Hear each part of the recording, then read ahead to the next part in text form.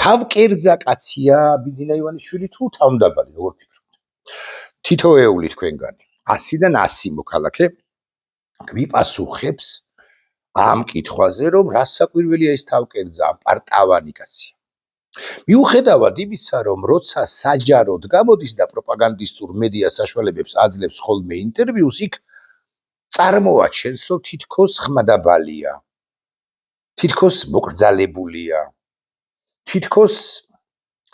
თითქოს ასეთი ჩუმი ერთის მხრივ და არა თავკერძა კაცია. არაჩვეულებრივად თამაშობს ამ როლს. მაგრამ როგორც კი სტუდიიდან გადის სტუდიიდან და როგორც კი საქმეში ერთვება, ის მეც და მეც სთხოვს საკუთარი თანაგუნდელებს და არა მხოლოდ. ამას უბრალოდ საუკეთესო მენეჯერობას უწოდებს, საუკეთესო მენეჯერობას ეძახის. 2003 წლის მიწურულიდან 2004 წლის დასაწყისიდან საქართველოში მოსული ხელისუფლება, რომელიც 2012-2013 წლამდე გაჩერდა, შერჩა ხელისუფლებას. სწორედ ბიძინა ივანიშვილმა დაამარცხა და ამის გამო ბიძინა ივანიშვილმა პირდაპირ მნიშვნელობით შესაძლოა არა, მაგრამ ერთგვარად გადაგვაყოლა გვამადლის და გვამადლის თქვენ ვერაფერს აკეთებდით უჩემოდ. ამას ეუბნება იმჟამინდელ, იმდროინდელ თანაგუნდელებს, რაღაც რესპუბლიკელებს ასე მაგალითად ეუბნებოდა თავისუფალ დემოკრატებს და ახლა ვინც არის ხელისუფლებაში, ამათი ჩამი და ჩუმი არის და უმრავლესობისა, ამადლის და ამადლის თქვენ ვერაფერს აკეთებდით. პრინციპში მართალიც არის. ვერც იმჟამინდელი ოპოზიცია, მათ შორის მხარდაჭერილი ბადრი პატარკაციშვილის მიერ, ვერაფერს ხდებოდა მიხეილ სააკაშვილის წინააღმდეგ. ეს 2007-ში, 2008-ში, რის ნაწილში 9-დან 10, 11, 12 წლის ოქტომბრამდე. 11 წლის ოქტომბერში გამოჩნდა ბიძინა ივანიშვილი და ერთ წელიწადში შეუსრულა მიხეილ სააკაშვილს. ისე შეუსრულა, რომ მიხეილ სააკაშვილი იძულებული იყო და ვალდებულიც და სწორი ნაბიჯი იყო ეს მიხეილ სააკაშვილისა, რომ ეთქვა, რომ ნაციონალური მოძრაობა დამარცხდა და ეხლა ჩვენ გადავაბარებთ ხელისუფლებას, ქართულ ოცნებას. არ უნდოდა მიხეილ სააკაშვილს ამის თქმა, მაგრამ მიხეილ სააკაშვილი იძულებული და ამავდროულად კიდევ ერთხელ ვიტყვი, ვალდებული იყო. სწორი ნაბიჯია ეს. მაგრამ ბიძინა ივანიშვილზე ვსაუბრობთ ჩვენ ახლა არა თავმდაბალ, არამედ თავკერძა კაცს, რომელიც ამ დღიდან და 2026 წლის რა რიცხვიც არის დღეს, გადავამოწმოთ 28 ივლისამდე, სულ მუდმივად, მაშინაც კი როცა არ ჩანს ამადლის და ამადლის მხოლოდ საკუთარ გუნდელებს კი არა მთლიანად საქართველოს. მე რომ არ ყოფილიყავი, არც არაფერი გამოგივიდოდათ. ასეც არის, ის რომ არ ყოფილიყო, ეს რუსული სპეცოპერაცია საქართველოს წინააღმდეგ ვერ განხორციელებოდა. თავკერძა ბიძინა ივანიშვილი მუდმივად არის უკმაყოფილო. რაც არ უნდა, აქო მეც და მეც ითხოვს. ამასთან შესაძლოა გარკვეულ შემთხვევებში არც ავალებს კონკრეტულ თანაგუნდელებს, ასე მაგალითად მაკეთო. მაგრამ ესენი მონანი და მორჩეული ბიძინა ივანიშვილისა თვით ინიციატივით გამოირჩევიან და ბიძინას ერთის მხრივ სიამოვნებს ესოდენ ბევრი ქება და მისი როლის თაობაზე ამდენად ბევრი რემარკები ცალკეული პირებისა. მაგრამ მეორე მხრივ არ იცი, აი შეიძლება რომელიღაც ეტაპზე მარცხენა ფეხზე ადგეს და ნამეტანი მაქებარებსაც წააზროს თავი. ამას სიკვდილი და იმას ჩამოხრჩობა, ესე თქვას, მისივე თანაგუნდელების მისამართით თუ გასაგონად. არ უქნია თუ რა. ირაკლი ღარიბაშვილიც აქებდა. კორუმპირებული კი იყო, მაგრამ აქებდა. ირაკლი ღარიბაშვილი უკაცრავად რუსულისთვის და ლიუბიმჩი კი იყო ბიძინა ივანიშვილისა. ამცირებდა ბიძინა ივანიშვილი, აბსოლუტურად დარწმუნებული ვარ, ირაკლი ღარიბაშვილს, მაშინაც კი როცა ეს უკანასკნელი პრემიერ-მინისტრი იყო. ორჯერ იყო პრემიერ-მინისტრი, მოგეხსენებათ. ამცირებდა ირაკლი ღარიბაშვილი ემონებოდა, მაგრამ ამ მონობამაც ვერ უშველა მას. ბიძინა ივანიშვილმა ერთშვენი ერთ დღეს ბიძინა ივანიშვილისთვის მშვენი ერთ დღეს და ღარიბაშვილისთვის არა მშვენი ერთ დღეს გადაწყვეტილება მიიღო ამგვარი, რომ დაიჭირეთ და დაიჭირეს ირაკლი ღარიბაშვილი და ახლა რა ვიცი რამდენი კვადრატული მეტრია მისი საკანი, პირობითად 20, არ ამგონია, მაგრამ მაინც თქვათ 20 კვადრატული მეტრი და იმ 20 კვადრატულ მეტრშია გამომწყდეული კაცი, რომელსაც სახლში, როგორც გვითხრეს, დაახლოებით 7 მილიონი დოლარი უპოვეს ერთგან თუ ბევრგან, აგრეთვე ოქროს ზოდები, საათები, ფუფუნების სხვა საგნები, არაფერს იკლებდა მოკლედ ეს კაცი და მათ შორის ამაყობდა იმითაც, თავმომწონებდა იმითაც, რომ ბიზინა ივანიშვილის ოჯახის წევრების უახლოესი პირი იყო, კონკრეტულად ბერა ივანიშვილისა. ბერაც დაიკიდა ბიზინა ივანიშვილმა ფეხზე. იმას ჩამოხრჩობა არა, იმას დაჭერა, თქვა მაქებარ ირაკლი ღარიბაშვილს.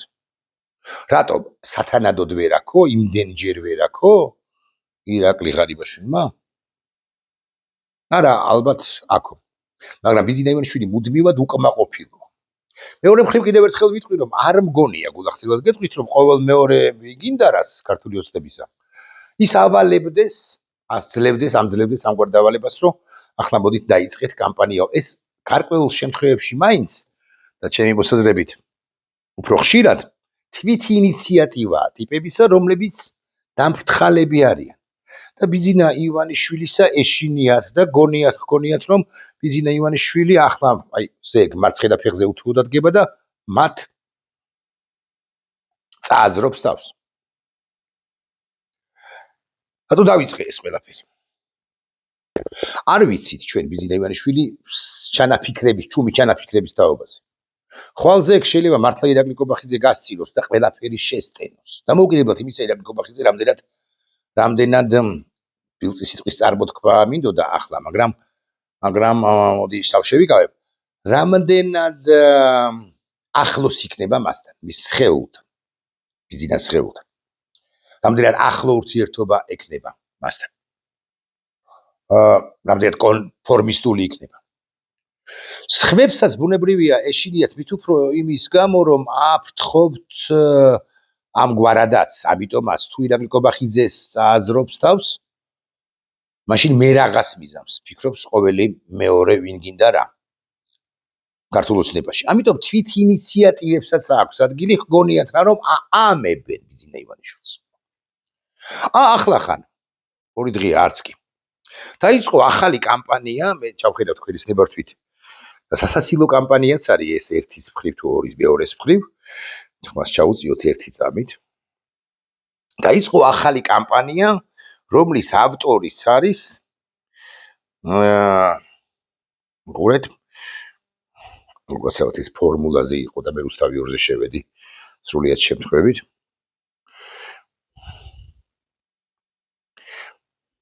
ქართული ოცნება. ბიზინა ივანიშვილი რომ არა, აქ მძიმეა საჭირო. არ იქნებოდა ქართული ოცნება, ეს ყველამ უნდა გაითავისოს. არ არსებობს ეგეთი საქართველო, ამ კაცმა ყველაფერი გაიღო.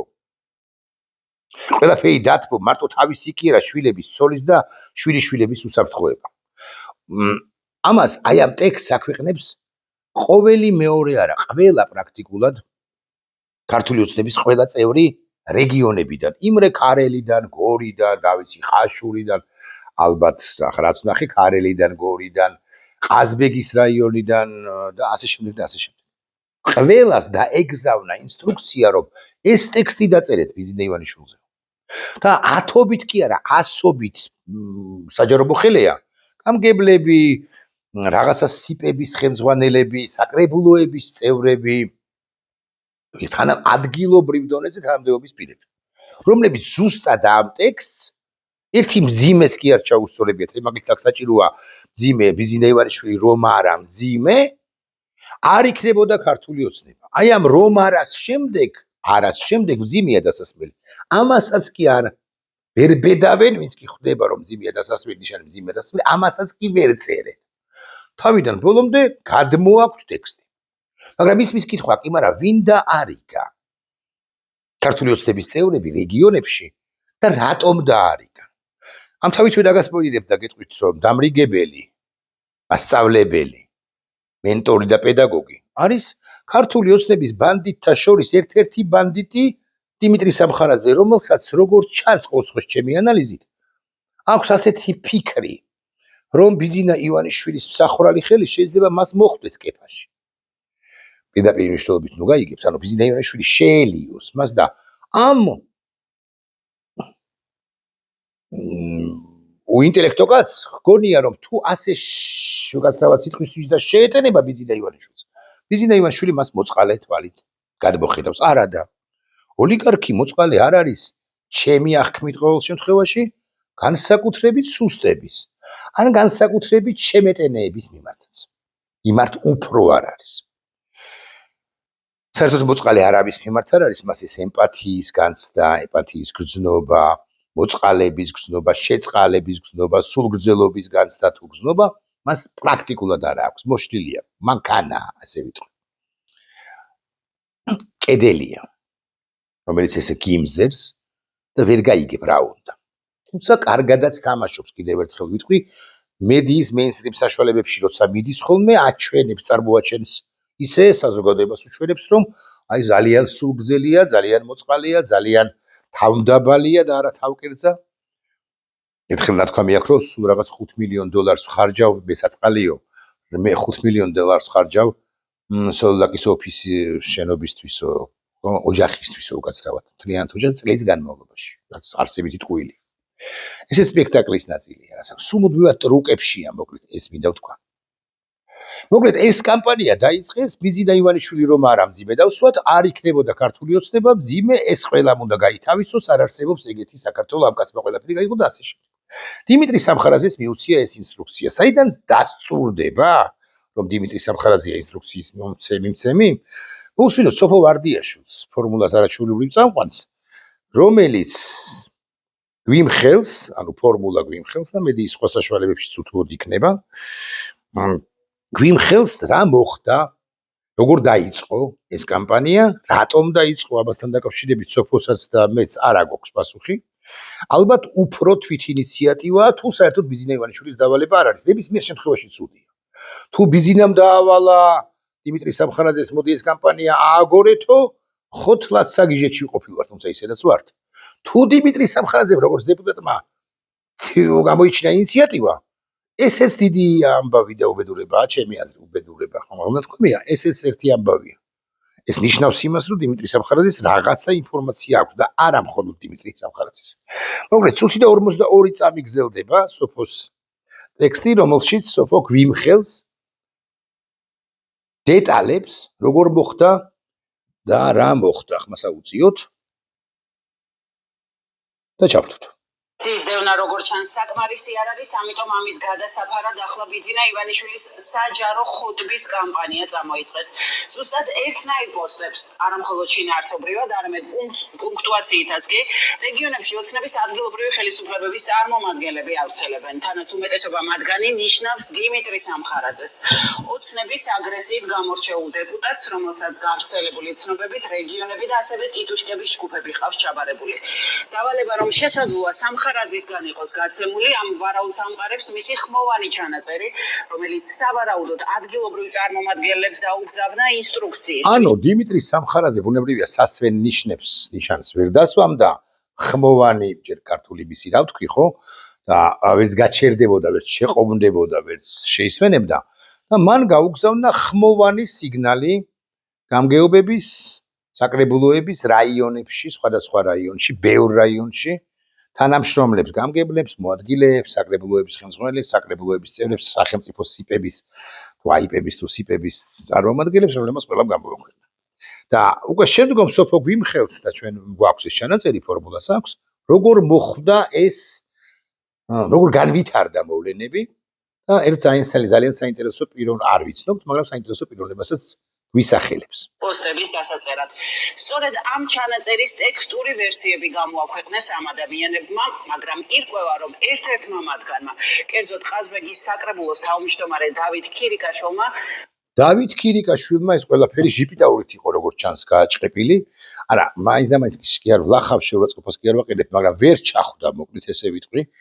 რა უნდა ექნა, ანუ ეს ყველაფერი ტექსტურად რო უნდა აეკრიფა საკუთარ Facebook გვერდზე თუ აქვს და აქვს როგორც ჩანს, ამას ვერ მიხვდა დავით ქირიკაშვილი და დიმიტრი სამხარაძის მიერ გადმოგზავნილი voice message ატვირთა Facebook-ზე, გამოაქვეყნა Facebook-ზე.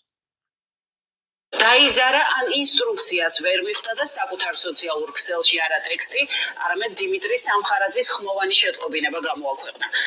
ორგანიზებული დავალების გამოაშკარავების შემდეგ თვითონ სამხარაძეც იძულებული გახდა საკუთარი ხმოვანი შეტყობინება და ახლა უკვე მოუვიდა რამდენიმე წამში ჩვენ მოусმენთ უშუალოდ დიმიტრი სამხარაძეს, რომელიც ეტენება ბიზინა ივანიშვილს. რაც ჭირს შესატენი მეორე მხრივ. ის ხო უერთგულესი იყო მისი Facebook გვერდზე დიდ ფოტოთ, ავატარის ფოტოთ, სწორედ ბიზინა ან ეხლაც არის დაბლოკილი ვიყავარ.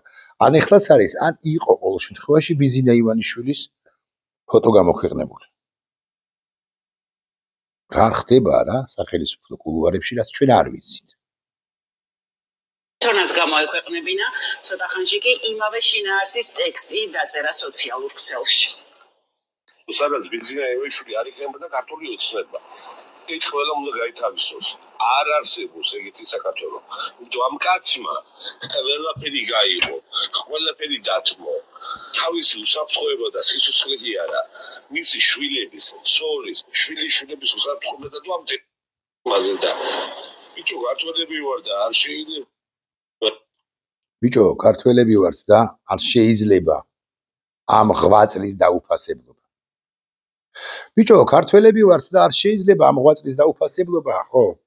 8 წლისა, მაგრამ ისიც უნდა ვიცოდეთ, რომ უკლებრივ ყველაფერი, რასაც ბიზინა ივანიშვილი რა ვიცი ღმერთმა უწყის რა დროიდან აკეთებდა, თქვა 2000-იანი წლებიდან, თუნდაც 90-იანი წლებიდან ქართველებისათვის, მათ შორის ინტელიგენციის შენახვას ახლაც თუ არ ვწდები პატრონობს შესაძლოა ვწდები. რაღაცა ქართულ ჯარს რო ეხმარებოდა ეკლესია მონასტრებს, რომ მაშინებდა კარგ საქმეებს აკეთებდა, ხაზგასმით ვამბობ ამას. მათ შორის სოროსის ფონდთანაც თანამშრომლობდა, რომ ვიცოდეთ მაინც. რასაც კარგ საკეთებდა, მაგალითად ვაზის ჯიშები გადაარჩინა ბიზინა ივანიშვილმა, არ მახსოვს სუსტი რაოდენობა, მაგრამ დაახლოებით ვიცი 500 რაღაცა ვაზის ჯიში იყო თუ არ ვწდები დაკარგული და ბიზინა ივანიშვილმა მოიძია, რაღაცა შეინახა, კონსერვაცია გააკეთა, განავითარა და ასე შემდეგ. კარგი საქმეებია ეს ხაზგასმით ვამბობ, მაგრამ კარგი საქმეებია თუ უკონტექსტოდ ავიღებთ ამ ყველაფერს. ყველა კარგი საქმე რეალურად ბიზინა ივანიშვილმა წამოიწყო ეკლესია მონასტრების, ოპერის, რუსთაველის თეატრის რაღაც შენობების აშენება, გადაკეთება, შეკეთება, რემონტი, რაღაცა დიდი ფულის დახარჯვა, 3 მილიონი თუ მეტი აქვს დახარჯული ინტელიგენციის შედა. ყველა კარგი საქმე გააკეთა იმისთვის, რომ ტრამპლინზე ასულიყო და იქიდან გადამხტარიყო, კი არა ამხტარიყო შემდეგ საფეხურზე. ბიზინა ივანიშვილი თავიდანვე იყო რუსეთის პროექტი. მე თუ მკითხავთ საერთოდ 2000-იანი წლებში, ანუ შევარდნაძე უნდა წასულიყო 3-ში მიდიოდა, გასავთ 4-ში მიდიოდა ედუარდი და პირდაპირ რუსეთს უნდა დაესვა ბიზინა ივანიშვილი. უბრალოდ ვარდების რევოლუციამ არია ის სცენარი და კარგი თუ ვწდები, ნამდვილად იყო რუსეთის პროექტი 2011-12 წლებიდან და ეს გვიან აღბო პირველ პირში ვიტყვი, არა მაქვს პრობლემა, შედარებით გვიან აღბო ვაჩინეთ ადამიანებმა. ვინც თავიდანვე ჩახვდა ამ ყველაფერს, ხო, ჩახვდა და ოჩახ თქვენ, მაგრამ ვინც ოდნავ გვიან მიხვდა ამ ყველაფერს, ხო? ჩვენს მაინც ოჩახი, იმიტომ რომ მივხვდით, იმიტომ რომ ბევრი დღემდე ვერ მიხვდა. ბიზინა ივანიშვილმა ქვეყანა კი არ გადაარჩინა, ბიზინა ივანიშვილმა ქვეყანა დაღუპა, პირდაპირ მნიშვნელობით. ამის მადასტურებელი არის ერთი ტექსტი, რომელსაც ახლა მე თქვენ წაგიკითხავთ, იმიტომ რომ პრინციპში გვაქვს რაღაც 1-25 წუთამდე ვილაპარაკოთ, ხო? სხვაგან შევიდეთ თქვენ ცნებართ, ეს არის პაპუაშვილი. მე მგონი არ წავუშვი ვარ, თუმცა არ წავუშვი ვარ, კარგია, მადლობა.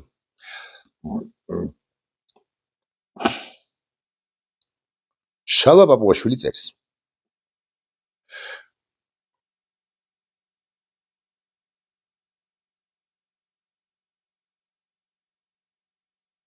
კითხულობ. სულ უფრო მყარდება შთაბეჭდილება, რომ ევროპის დიდი ქვეყნები ევროკავშირის მიტაცებას გეგმავენ. რაც ფუნდამენტურ საფრთხეს შეუქმნის არა მხოლოდ ევროპის პოლიტიკურ წონასწორობას და გაფართოების პროცესს, არამედ იმ ღირებულებებსაც, რომლებზეც ევროკავშირი შეიქმნა და დღემდე მოვიდა. დიმიტრი სამხარაძე ხო არ განგვიმარტავს ღირებულებებს, რომლებზეც შეიქმნა, ან თუნდაც ბიზინა ივანიშვილი, რომლებზეც შეიქმნა ევროკავშირი და დღემდე მოვიდა. ეს ტექსტი არის რეალურად რუსეთში FSB-ში დაწერილი ტექსტი. და შემდგომი პასაჟები ჩვენ დაგვიდასტურებს იმას, რომ სწორედ FSB-ს რიგითი თანამშრომელი ან არარიგითი არის ავტორი ამ ტექსტისა. გერმანიის საგარეო საქმეთა მინისტრის განცხადებით ევროკავშირში ამბობს ბაბუაშვილი, ევროკავშირში გადაწყვეტილების კონსენსუსით მიღების წესის გაუქმების გერმანულ ინიციატივას უკვე 12 ქვეყანა შეუერთდა. თუკი ეს ინიციატივა განხორციელდა, ევროკავშირი თითქმის გარანტირებულად თანასწორ წევრთა გაერთიანებიდან დიდი სახელმწიფოების მიერ მართულ კავშირად გადაიქცევა, რაც არსებითი ტყუილი. ევროკავშირში წევრობა თვითმიზანი არ არის. ეს არც მოქმედი წევრებისთვის არის, ასე და არც კანდიდატი ქვეყნებისთვის. ბრექსიტი ბრიტანეთზე ლაპარაკობს, წარმოიდგინეთ, ამის საუკეთესო დასტური იყო უმძლავრეს ბრიტანეთზე. წევრობა არის საშუალება, რომ ქვეყანამ უფრო საიმედოდ დაიცვას საკუთარი სახელმწიფოებრივი ინტერესები, გააფართოვოს შესაძლებლობები და საერთაშორისო გადაწყვეტილებაზე ისეთი გავლენა იქონიოს, რომელიც მხოლოდ საკუთარი ზომით, ეკონომიკური წონითა და პოლიტიკური რესურსებით ვერ ეკნებოდა პატარა სახელმწიფოებისათვის. ამ შესაძლებლობების უმთავრესი გარანტია კონსენსუსის პრინციპი. კონსენსუსის პრინციპს არავინ არ აუქმებს ევროკავშირში. უბრალოდ ცდილობენ, აღარ წავიკითხავთ თქვენის ნებართვით, ტროას ცხენები, რომლებიც იყვნენ ევროკავშირში შეპარულები, ხო? ტროას ცხენები მომავალში არ გაჩნდნენ, ან მათ არსებითი ზეგავლენა არ ჰქონდეთ პროცესებზე. საქართველოს ევროკავშირში არ მიღების ერთ-ერთი მიზეზი არის სწორედ ის, რომ ვიცოდეთ, რომ საქართველოზე აქვთ განცდა, რომ საქართველო, პაპუაშვილის საქართველო, ივანიშვილის საქართველო, სწორედაც რომ ტროას ცხენი, ანუ რუსეთის ინტერესების მსახური კი არა, მსახური და გამტარებელი იქნება ჩვენს ქვეყანაში კი არა ამ რეგიონში და ევროკავშირში. აი ამის თქვა მინდოდა სულ. ბიზნე ივანიშვილმა ამგვარი ქვეყანა შექმნა, ხოლო დიმიტრი სამხარაძენი და სხვები ჩვენ ყველას გვავალდებულებენ რომ ტაში დაუკვეთ. და გამგებლების მოადგილეებს რაიონებში, საკრებულოების წევრებს და ათეულობით მოქალაქეს ავალებენ რომ ბიზნეს დიდი რამბები იმ ადამიანებმა უძღვნან. ამგვარ ქვეყანას, სადაც პიროვნების კულტია პრაქტიკულად შექმნილი. ნებსით თუ უნებლიეთ სტალინმა ყველაფერი იცოდა თუ არ იცოდა, მაინც სტალინის პასუხისმგებლობაა ის, რომ პიროვნების კულტი შეიქმნა გასული საუკუნის 20-იანი წლებიდან ვიდრე 43-56 წლამდე. დამოუკიდებლად იმისა, სტალინმა იცოდა თუ არა ეს ყველაფერი. ბიზნესმა იცის თუ არა ეს ყველაფერი, მოსწონს ბიზნესს ეს ყველაფერი, მოსწონდა სტალინს ეს ყველაფერი. დამოუკიდებლად ამისა, პიროვნების კულტი სადაც არის ის ქვეყანა ვერც ერთ შემთხვევაში არა თუ ევროკავშირის წევრი ვერ გახდება, არამედ ვერც განვითარდება. ეს ყველამ ვიცით პრინციპში. ამ ყველაფერს დაუმატეთ უკანონო კანონები, ამ ყველაფერს ახლა უკვე დაუმატეთ ამ პიროვნების კულტის არსებობას, დაუმატეთ ევროკავშირში ევროკავშირთან ურთიერთობის გაწყვეტა და პრაქტიკულად ღია დადასტურება იმისა, რომ საქართველოს ევროკავშირში არ მიდის სხვა შორის ეს კონსტიტუციის დარღვევაა და შალაბავაშვილს სისხლის სამართლებრივი პასუხისმგებლობა ეკისრება, უნდა დაეკისროს ამის გამო, ეკუთვნის ამის გამო. ამ ყველაფერს დაუმატეთ უყანონო კანონები, ადამიანების დაპატიმრება, მედიის შეზღუდვა, გამოხატვის თავისუფლების შეზღუდვა, ყველაფერი ერთ ქვაბში ჩაყალეთ. აი დაუმატეთ ისიც, რომ საქართველოს რუსეთისაგან აიღო გეზი და დაუმატეთ ისიც, რომ მოძალადეებს ქმნის ბიზნე ივანიშვილი და მივიღებთ ჩვენს დღევანდელ საქართველოს. რა ესაქმება ამგვარ საქართველოს ევროკავშირში? მით უფრო რომ ისი ხელისუფლება ღიად ამბობს, რომ ასეთ შემთხვევაში ევროკავშირში გაწევრიანებით სუვერენიტეტის ნაწილის გაზიარებაზე კი აღარ იქნება საუბარი, რაც დღეს უფრო ფართო ეკონომიკური, პოლიტიკური და უსაფრთხოებული მიზნების მისაღწევად ნებაყოფლობითი და დაბალანსებული არჩევანია, საუბარი იქნება რეალური სუვერენიტეტის თითქმის სრულ დაკარგვაზე, რაც ტყუილია, როგორ ვერ მიხვდეთ ამას. ლიტველები, ლატვიელები, ესტონელები, პოლონელები, ბულგარელები, რუმინელები, სლოვაკები, უნგრელები, ავსტრიელები და ასე შემდეგ, აღმოსავლეთ ევროპის თუ დასავლეთ ევროპის წევრები, წევრი სახელმწიფოები და მიხვდა შალვა ბაბუაშვილი.